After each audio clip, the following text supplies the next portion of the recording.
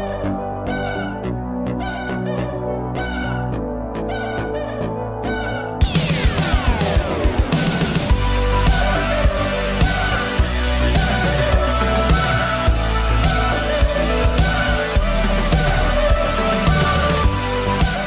here with Dayne Weston from Leigh Centurions. How are you, mate? I'm good, mate, thank you. So, how do you think your first season at Leigh's been? It's been pretty good, mate. Obviously, coming over from Australia, it was a big move for me and my family, and settled in, pretty well, and had a good season with the club, and on a personal level too, had some success with a few awards at presentation night, which was nice. But the main goal was to make Super League, and we did that, so it was a pretty successful year. So back when you was at Melbourne, what were your thoughts and feelings about moving to Leigh once they got in touch with you? Mate, to be honest with you, I always wanted to come to England and try my hand in the UK. So initially I said, if I ever get the opportunity, I wouldn't knock it back. So it all kind of fell into place. There was a few other clubs interested at the time, and I spoke to a few people in the know over here, and they said that Leigh was probably going to be my best fit for me and my family, and as it were, it's turned out to be one of the best decisions I've made for my career, and it's one I'm looking forward to spending the rest of my career at. So you picked up the Championship Player of the Season. So what are your thoughts and feelings on that as well? Yeah, just again, it's I don't like to talk about too many individual accolades, but it is nice to be thought of in that way. But it's collectively as a team, we've done so well, and I was just a part of that side, and it is nice to get recognised as any player does. But for the team success is my number one goal, and we achieved everything we could this year, so that was good. So, and obviously you wasn't here last year, so you didn't experience the Super 8s, and that was achieving promotion. This year we've obviously achieved promotion.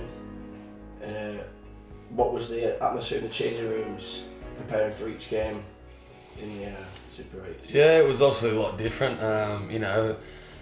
We in the championship we prepare for every game like we want to win, obviously. But the problem with that is, in some ways, we're expected to win. And sometimes we come against sides that are at the bottom of the ladder, and we're going away and travelling a fair distance to these games, and sometimes it is hard to get up for a lot of them games and that. But I think a lot of the pressures on us during the year in championship because we're expected to win. But going into these middle 8 games, we're playing against very top level quality footy players, and week in, week out, and I think the way we started, also we played against London to kick things off, but after that game we just rolled on.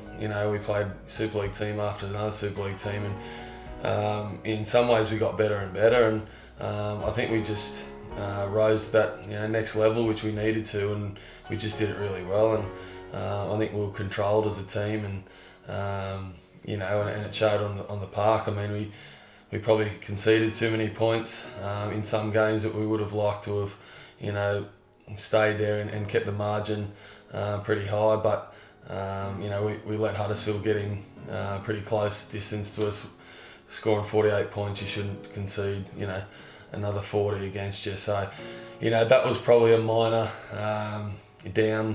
downside of that day, gaining promotion. But other than that, I mean, we got taught a lesson against Leeds, so it was kind of good in a way because it leaves that memory in our head, going into next year, that we do need to be better and we need to be, good every week, not just for a few. Mm-hmm. Speaking of Huddersfield, before that game, you all knew if you won that game, you'd be promoted. What kind of emotions were in the changing rooms before that game, before you walked out onto the pitch? Yeah, mate, this is a funny one for me because I didn't really know that. It had been spoken about if during that week that if a certain amount of people could all land on a certain amount of points, and it would come down to for and against. So going into that game, I don't know if I wasn't listening during the week, but I didn't think that we're guaranteed if we beat Huddersfield. So at the end of the game, it's something I wish I because I probably didn't enjoy the on-field celebrations as much as I probably should have, because at the time I was more disappointed we let Huddersfield get back into the game and get so close to us. And it wasn't until I walked off the field and into the sheds and Paul Wood asked me why I was so down, and I just said I can't believe we've let in 40 points. He said, but we're in Super League, and I didn't believe him because I didn't think that was the case, otherwise I wouldn't have cared about the 40 points. So I still to this day wish I kind of knew that, like, set in stone, because I probably didn't celebrate as good as I probably would have, but again, it was still a great achievement. I mean, after the game, once it had sunk in and that, it was good, and probably sunk in a few days later, to be fair. But it's a very unique, unreal experience for me personally, and a lot of the people from Australia, because you don't have that opportunity in Australia to do that, and to be part of, I suppose, the second side to do it, in the history of the club. It's good, and we've got a great side going into next year, so hopefully we can be successful and continue on. Mm-hmm. So on a regular game day, you'll have your different kind of routines of preparing yourself. What would you do on the night before and the morning before a game? So like you're eating, you're sleeping, and your state of mind? Got real bad OCD, as a lot of my teammates will tell you, but night before a game I used to be worse than what I am now, but as long as I'm eating a decent meal, it doesn't really matter too much. And then night before, I like to watch a bit of footy, but over here they don't really have too many Saturday night games, and so I try and keep my mind a bit active, watch something on TV the night before, and get to bed. And then every morning, I had a little bit of a ritual through the middle eights, because I did it once because Jess and the kids were in Australia, and I was going to Thomas Burke for breakfast. I went the first week, we won, and then we kept winning, so I kept going every week. Unfortunately that's broken because I went the morning of Leeds game and we got beat, so that'll end there. But yeah, not too many. I suppose I have a few more in the sheds before a game. I like to be the first bloke strapped. I get there pretty early. I don't get angry if I'm not the first bloke strapped, but I just like to get in there, get strapped and get that done, because I've got a fair bit of strapping to do, and I just don't like to be rushed. I like to be relaxed, get everything done and then sit down and chill out, and I get a massage just before warm up, and then pretty much that's it. I've got a little bit of an OCD thing I do when I come off. Anytime I get interchanged, I've got to walk to the closest corner post, put my foot over it, and walk to the other corner post, touch that, and then come back and sit down. So it's been called out by a few fans that have asked me about it, but don't know where it come from, but you'll often see me do that when I come off. But other than that, mate, that's the same thing. I've got a few things I carry in my bag that I've probably had in my bag for a number of years that just remain in there. There's no reason to that, but it's something I do. But Mm-hmm. So I don't think many people know about your recent operation. How's that gone and how are you feeling? Yeah, it's going good, mate. I also had my ankle done now. Coming on about 5 weeks ago now. Obviously I'm off crutches a week ago, and moving around a lot better. Very frustrating being on them, but that was a protocol to go through to make sure it was fixed and better for next season. And it's been a bit frustrating, obviously, like seeing the boys training, and I'm kind of by myself. I'm the only one injured, so I train a lot by myself. Obviously I have people there, trainers and that with me, but physios.